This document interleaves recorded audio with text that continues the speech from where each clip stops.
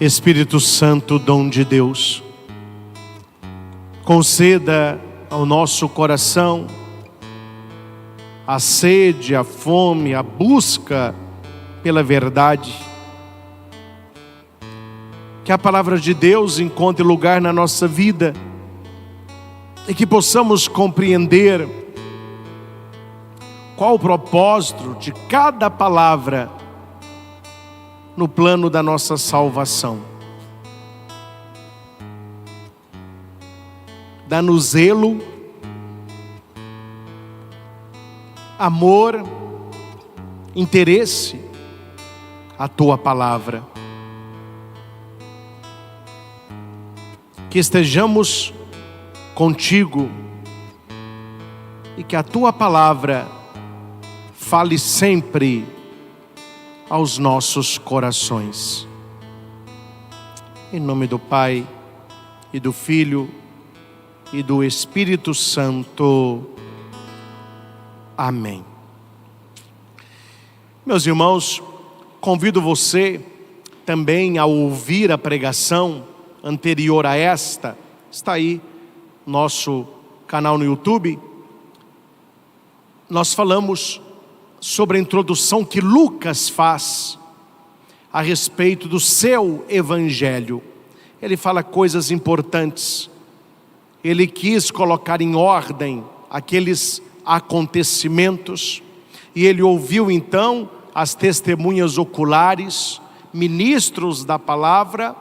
Ele fez um estudo cuidadoso para transmitir a solidez dos ensinamentos. Na minha homilia da missa de hoje, eu aprofundei nessa parte. Com você que se prepara para a adoração, eu quero aprofundar a segunda parte, a questão do livro onde Jesus ele faz a leitura. Quero ler com você. Jesus voltou para a Galileia com a força do Espírito, e sua fama espalhou-se por toda a redondeza. Veja, meus irmãos, que esta Galileia é onde Jesus foi criado. Por isso que se fala Jesus o Galileu, né? Foi criado na cidade de Nazaré. Por isso que se fala Jesus Nazareno. E ele volta cheio do Espírito, com a força do Espírito. Quando foi que essa força foi concedida ao Senhor? No dia do seu batismo, quando o céu se abriu, o Espírito desce como pomba, e o Pai diz: este é meu Filho amado. Interessante, meus irmãos, porque no Evangelho de Lucas, Jesus começa o seu ministério na sua terra. Nos outros evangelhos não. Aqui Lucas o traz para perto da sua família, para as pessoas que o conheciam, exatamente por aquilo que aconteceria no templo. E a fama de Jesus começou a se espalhar, porque Jesus passou pelo mundo fazendo o bem. Eu converso com algumas pessoas que abriram lojas, donos de empresa, pessoas que têm produtos digitais, pessoas que fazem entrega, não é, de esses alimentos, né, tudo muito bem feitinho. E as pessoas falam assim: padre, nós não gastamos dinheiro com divulgação alguma.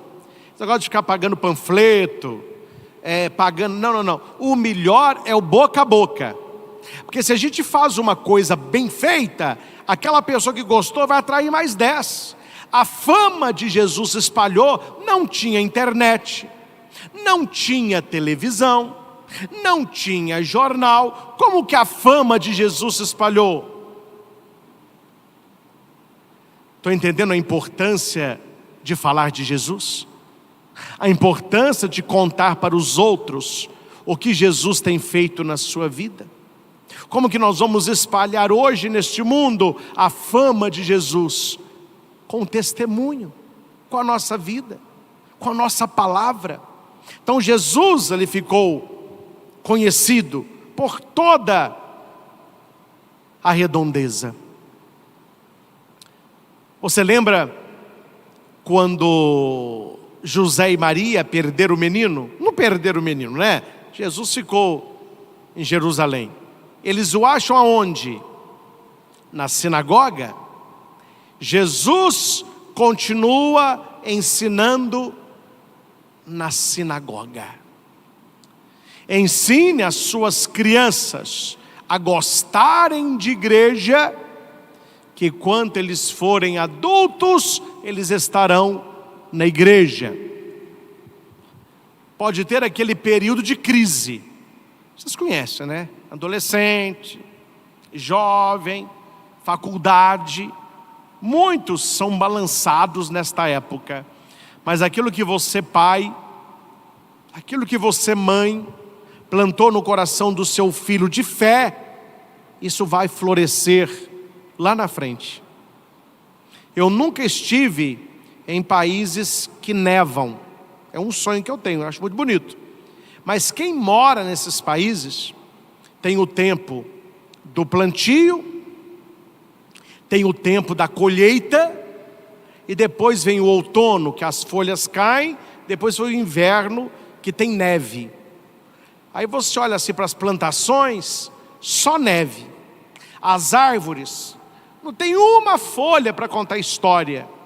Aí você olha e fala, nossa, morreu tudo, congelou tudo. Espera, depois do inverno virá a primavera.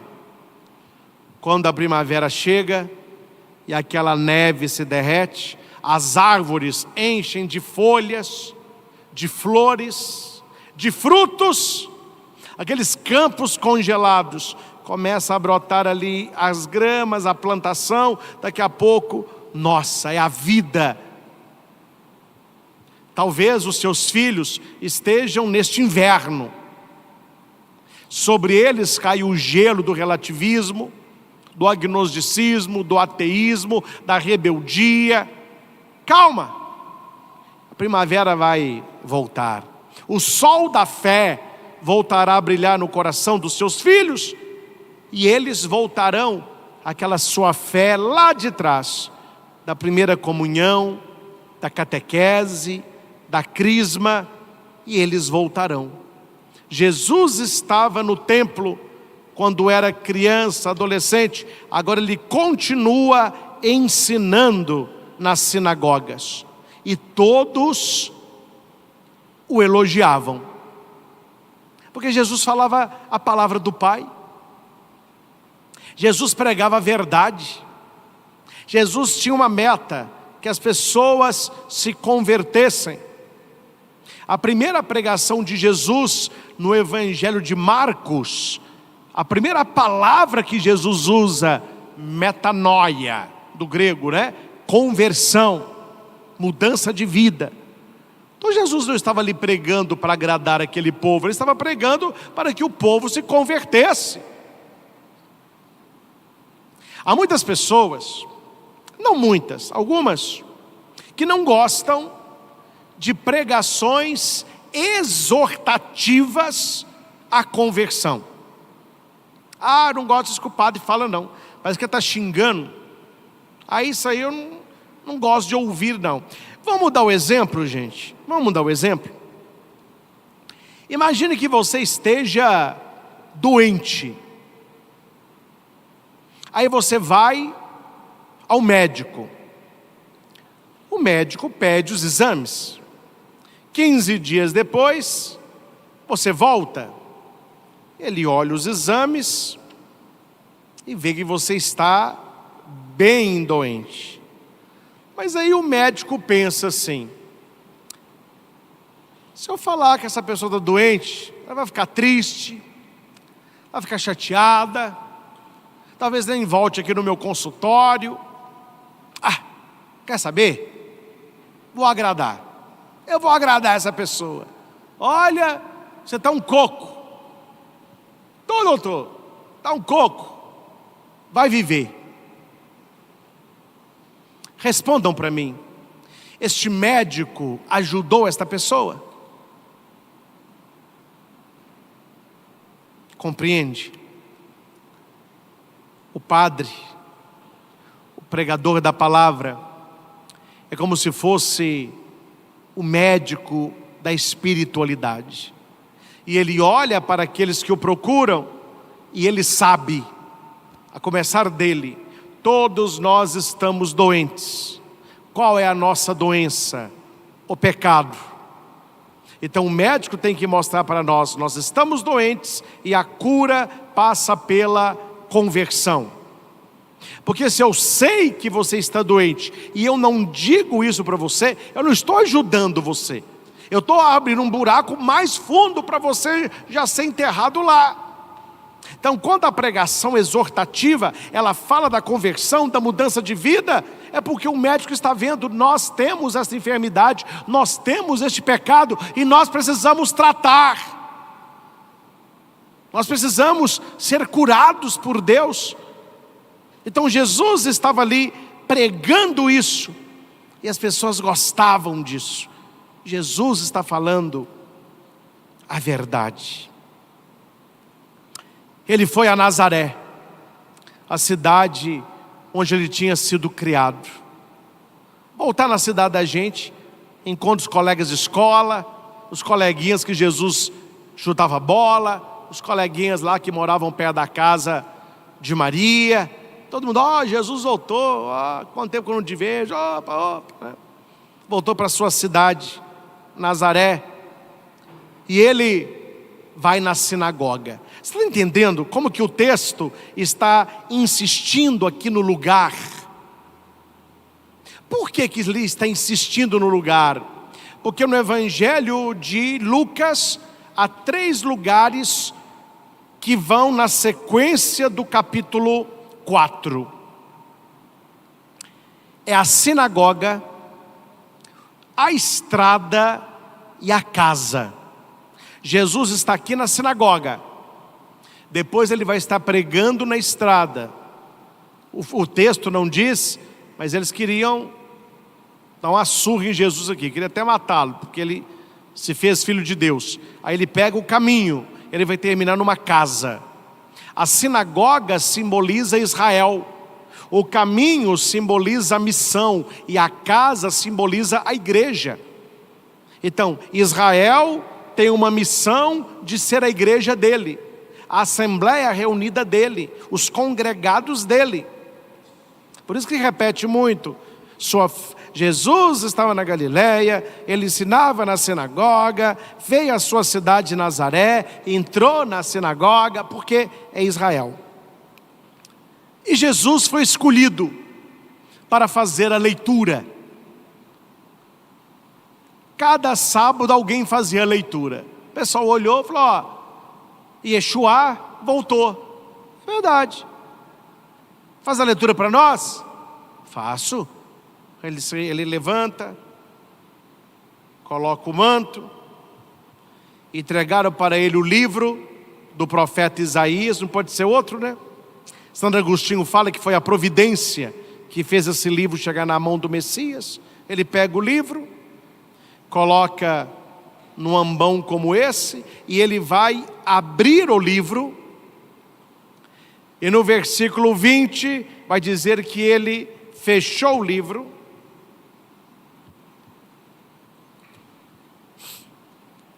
o livro da revelação de Deus. Deus quer se revelar. Jesus é aquele que abre o livro. Ele é a revelação do Pai. E quando ela acaba de ler, ele fecha o livro. Ou seja, com Jesus fechou-se o tempo da espera. Acabou. Ali está o Messias. Então ele abre e ele fecha. E Jesus leu: o Espírito do Senhor está sobre mim, porque Ele me consagrou com a unção para anunciar a boa nova aos pobres, enviou-me para proclamar a libertação dos cativos, aos cegos recuperação da vista, para libertar os oprimidos e para proclamar um ano da graça do Senhor. Todos estavam atentos. Um texto muito bonito, um texto profético, um texto que apontava para o Messias. Jesus fecha o livro, entrega-o ao ajudante.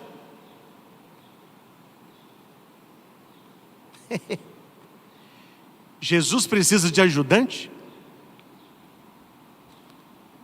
Ele quer precisar. Eu sou um ajudante de Jesus. Quando a gente vai ordenar diácono, claro, lá no leitorado já acontece isso, mas na ordenação, no diaconato, o bispo, ele pega o livro da palavra e entrega para a gente. Prega essa palavra, leia, creia, e vive o que você vai pregar. Eu recebi a palavra. Todos nós que estamos aqui, você que está em casa, Jesus, Ele te deu a palavra. Você é ajudante de Jesus agora. Ajudante para quê? Para pegar a palavra, para anunciar, para falar de Jesus.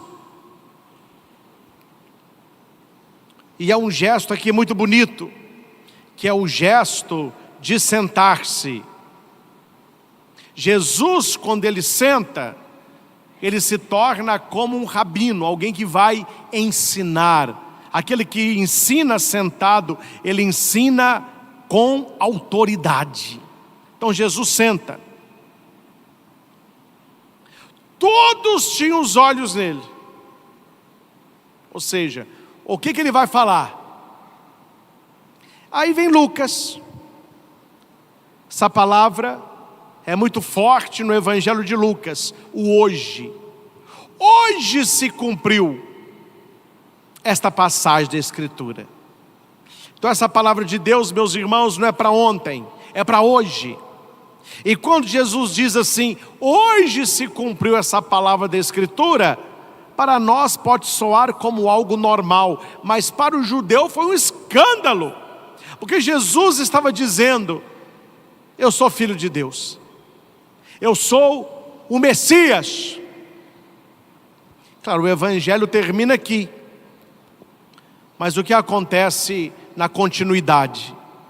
Eles pegam Jesus com violência, tiram ele da sinagoga e estão levando ele para um lugar para empurrar ele lá de cima. Mas Jesus, com autoridade, passa no meio daquele povo e segue o seu caminho. A sinagoga simboliza Israel. Precisamos estar no caminho com Jesus, simbolizando a missão. E Ele quer estar na nossa casa, simbolizando a igreja. Você entende aqui essa passagem? Ele veio trazer a palavra para Israel. Eles não aceitam. Então Jesus faz a passagem, Ele vai pregar dentro de casa, que simboliza a sua igreja. Aí você vê que em vários textos dos evangelhos, quando Jesus está pregando, Ele não prega mais na sinagoga, Ele está pregando nas casas, que é a sua igreja. Quando a sua mãe vem chamá-lo, chama o meu filho lá dentro. Jesus, quem é minha mãe? Minha mãe que ouve a minha palavra. Aí Maria entra para ouvir, né? Uma casa estava muito cheia, abre o teto e desce um paralítico. Ele estava numa casa. Ele foi na casa de Maria e Marta. Maria senta aos pés de Jesus para ouvir sua palavra. Jesus estava pregando para ela, casa. Jesus foi na casa de Simão e curou a febre da sua sogra, casa. Ele foi na casa de Jairo curar a sua filha. Ele estava na casa de um homem muito rico, que não lavou os pés, mas uma prostituta veio e lavou. Veja, a passagem da sinagoga para a casa. E o que simboliza a casa? A igreja. O que é a igreja? É a casa de Deus. Não podemos esquecer isso. Tratar com santidade aquilo que é santo. A casa de Deus. Esse espaço que estou aqui, o presbitério, é o coração da igreja, onde se celebra. O sacrário, que nós teremos ali, não temos ainda, a capela do Santíssimo, um lugar de oração, de silêncio. O altar, o lugar mais importante da igreja. As imagens sacras, tão bonito. Você olha, Nossa Senhora, Desatadora dos Nós, retrata a nossa mãe, a gente reza, não é? Temos a Sagrada Família, Frei Galvão, Jesus crucificado, maravilhoso, imagens sacras, merece a nossa devoção, o nosso respeito, o modo como a gente participa dentro da igreja, a roupa que a gente usa para ir na igreja. Por quê, gente? Porque Jesus tirou a santidade da sinagoga e trouxe para casa. E a casa simboliza a sua igreja. A igreja é gente e a igreja é templo. Santas são as pessoas. Santo é o lugar no templo. Então a gente não pode comportar dentro da igreja como a gente se comporta num shopping, no local do seu trabalho, lá na sua faculdade. Não. Quando a gente entra dentro da igreja, é um lugar de culto, é um lugar de adoração.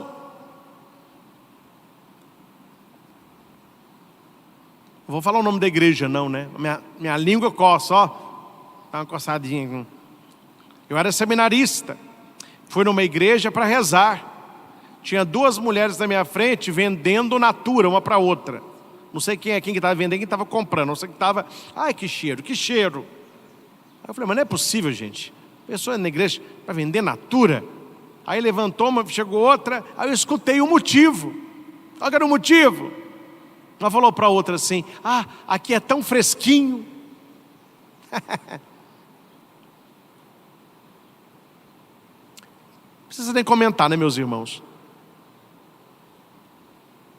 Hoje se cumpriu a passagem da Escritura. Jesus é a Shekinah de Deus. Jesus é a tenda de Deus. A igreja é o corpo místico de nosso Senhor. E nós somos enxertados nele no dia do nosso batismo, para que essa palavra se cumpra também na nossa vida. Nós vamos para a adoração, e eu quero convidar você. Vamos viver o hoje de Deus. Vamos viver o hoje de Deus. Jesus é o hoje de Deus na nossa vida. Lucas, quando escreve, hoje se cumpriu esta palavra, é porque acontece no aqui e no agora. Nós que estamos em casa, você, nós que estamos aqui, a igreja, a casa de Deus, você que está na sua casa, o hoje de Deus é o agora. Então onde é que nós vamos assumir essa palavra de Deus, essa unção de Deus, este ano da graça de Deus, se não no hoje? Cuidado, vamos rezar sobre isso também, né?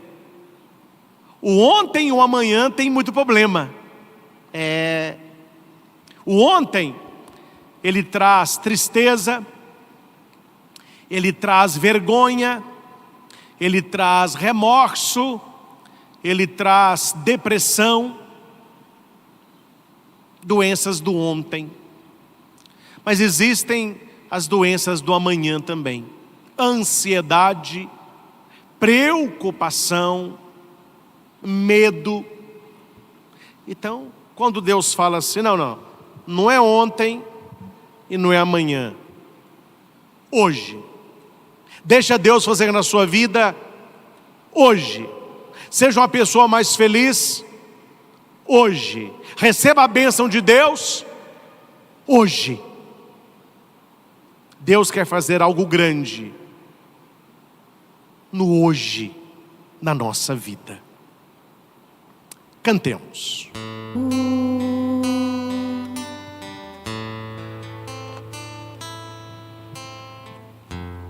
Graças e louvores se deem a cada momento ao Santíssimo e Diviníssimo Sacramento. Graças e louvores se deem a cada momento ao Santíssimo e Diviníssimo Sacramento. Graças e louvores se deem a cada momento ao Santíssimo e Diviníssimo Sacramento. Jesus, manso e humilde de coração, fazei o nosso coração semelhante ao vosso. Glória ao Pai, ao Filho e ao Espírito Santo, como era no princípio, agora e sempre. Amém. Amém.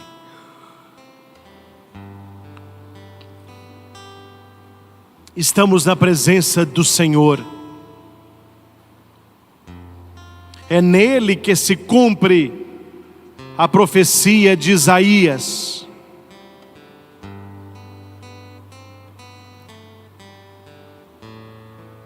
Ele é o Messias. Ele é o Senhor. Ele é o Salvador.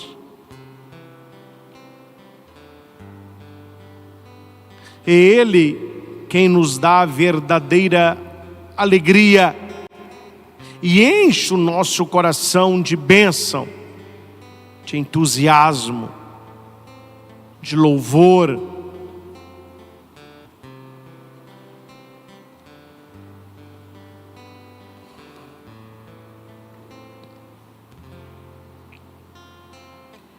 Se coloque verdadeiramente na sua presença.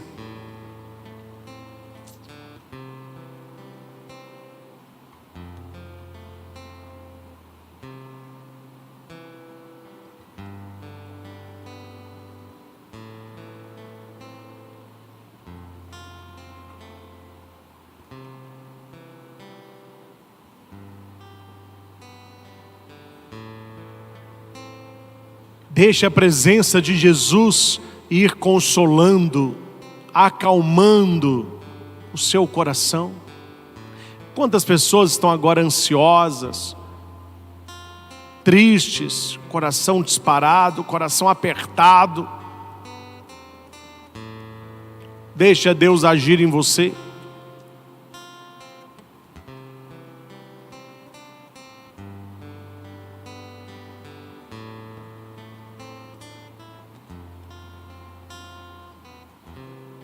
Deixa Deus trabalhar em você.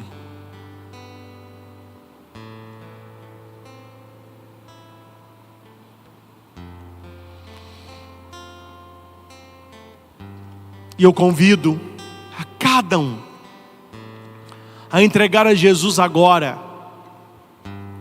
a sua vida, juntamente com seus sonhos, projetos, desejos.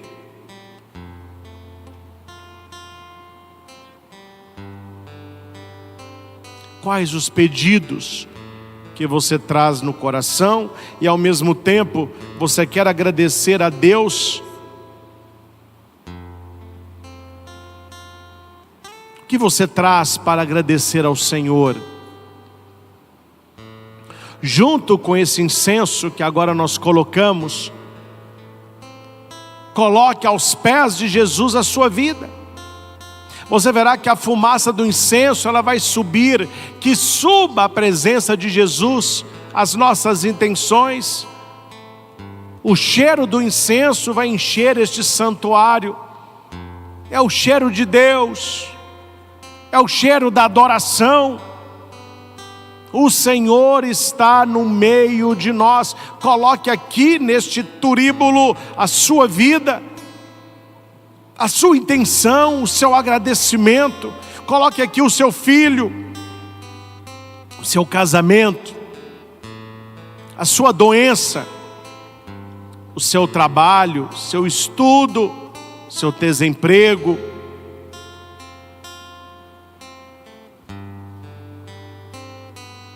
Coloque aqui a sua dor, nós te entregamos. Nós te entregamos tudo isso, Senhor, aos teus pés. Deixa Deus sonhar em ti. Deixa Deus sonhar em ti. Viva o hoje de Deus na sua vida. Não tenhas medo.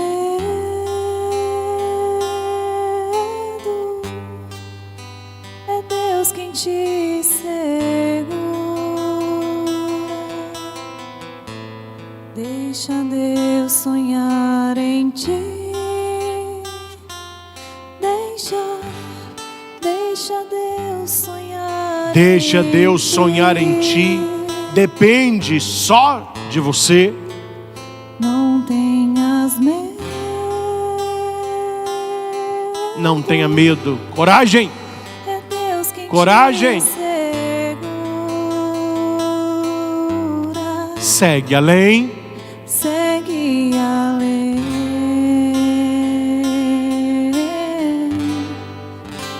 Segue além.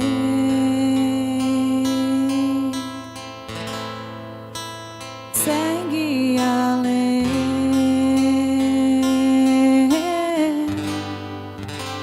Segue além.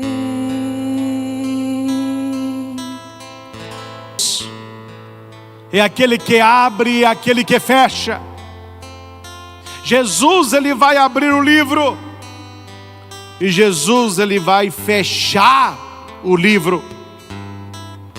A Bíblia diz que há portas que Deus abre, que homem nenhum fecha. E portas que Deus fecha, homem nenhum abre. Apresenta para Jesus agora. Quais as portas que você deseja que Deus abra na sua vida? Você que está nos canais no YouTube, escreva agora aí quais as portas que você quer que Deus abra. É a porta do trabalho, é a porta da saúde, é a porta do casamento, é a porta do namoro. Tem que estar fechado na sua vida.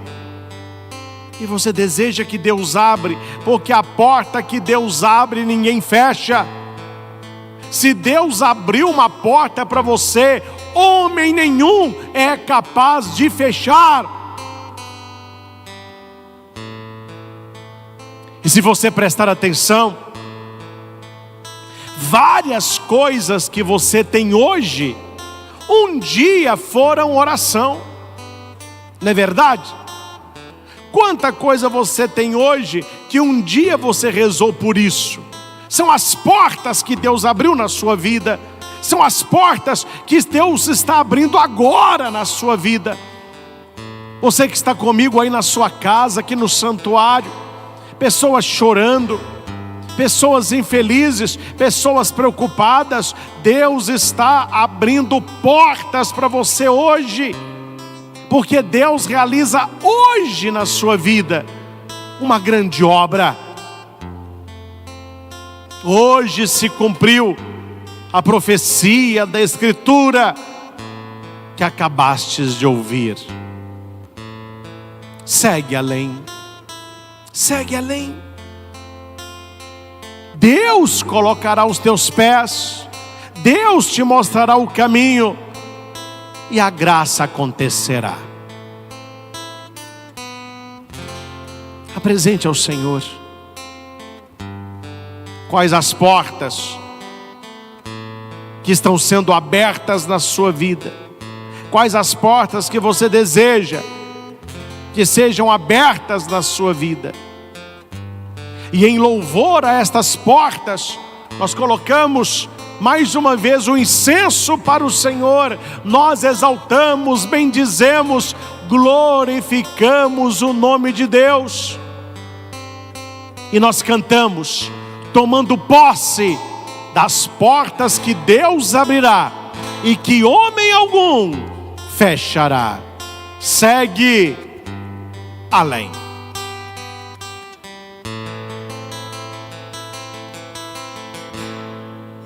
Segue além,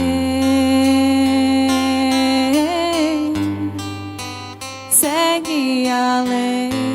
Abre estas portas, Senhor, para a honra e glória do Teu nome. Segue além, segue além. Que nesta semana muitas coisas vão acontecer e que você achava difícil de acontecer, mas meu Deus, como que isso está acontecendo? São as portas que Deus está abrindo. Aquilo que é impossível ao homem é possível a Deus. Tudo é possível àquele que crê. Profetiza agora aos pés do Senhor Jesus. Determina agora pela sua fé quais são as portas que serão abertas na tua vida esta semana. Portas que demoraram anos, mas serão abertas agora.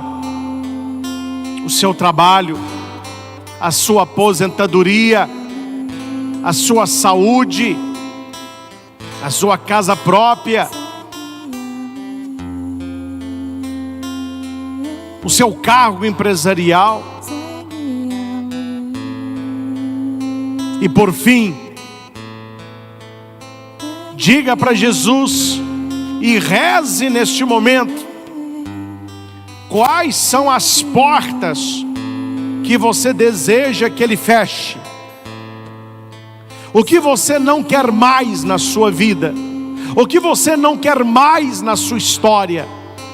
Estamos avançando nos dias de 2025 e tem coisa ruim do 2024 que está querendo brotar. Tem coisa ruim querendo voltar. Então diga para Jesus: fecha esta porta, porque a porta que Deus fecha, homem nenhum é capaz de abrir.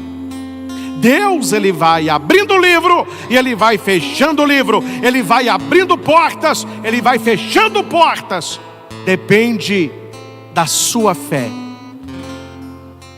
Deus está falando para você: hoje se cumpriu esta profecia da Escritura. Te louvamos, Senhor, por tantas pessoas tocadas, curadas nesta manhã. Tantas pessoas que acordaram desanimadas, cansadas, estão agora em paz, estão recebendo a Tua graça, estão recebendo a Tua palavra, estão recebendo a Tua alegria. A alegria do Senhor será a nossa força. Que esta bênção que você recebe agora consagre a sua casa, a sua família, o seu casamento, peças de roupa, remédios, exames, água, sal, óleo, chaves, carteiras de trabalho, documentos, alianças, remédios, fotos. Que todo o mal seja afastado das nossas casas, porque nós estamos debaixo da bênção e da graça de Deus. Louvado seja nosso Senhor Jesus Cristo, para sempre, para sempre, para sempre, seja louvado.